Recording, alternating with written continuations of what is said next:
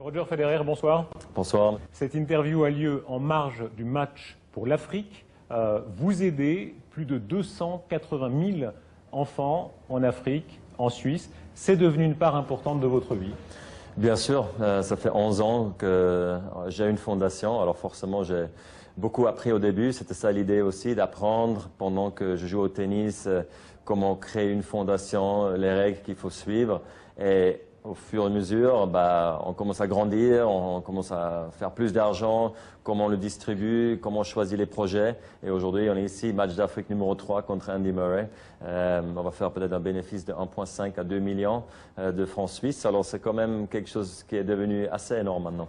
Quand on a eu autant de chance dans la vie que vous, redonner de la chance, ça compte?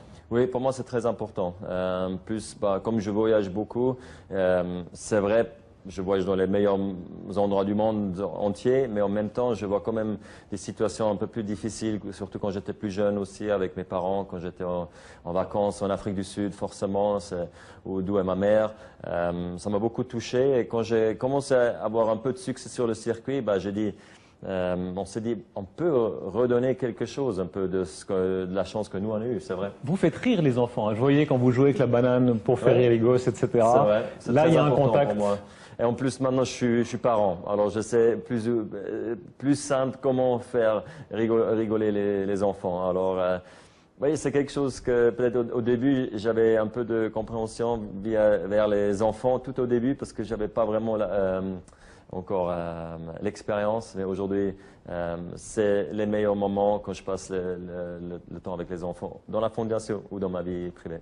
Il y a l'aide matérielle, mais il y a aussi le modèle que vous représentez pour les enfants. Et ces derniers mois, 2017, cette espèce de renaissance, vous l'attribuez à quoi? Je pense que j'ai fait le bon et le seul bon choix l'année dernière de faire une coupure après Wimbledon. C'était plus possible de continuer avec ce genou bizarre que j'avais. Alors il fallait réinventer les choses, me prendre le temps, surtout aussi mental, mais physique surtout. Il fallait que je reconstruise un peu ma jambe avec beaucoup de puissance. Quand même, pardon, 6 mois pour un si grand champion, c'est beaucoup de... C'est à vous. Bonne chance. Merci.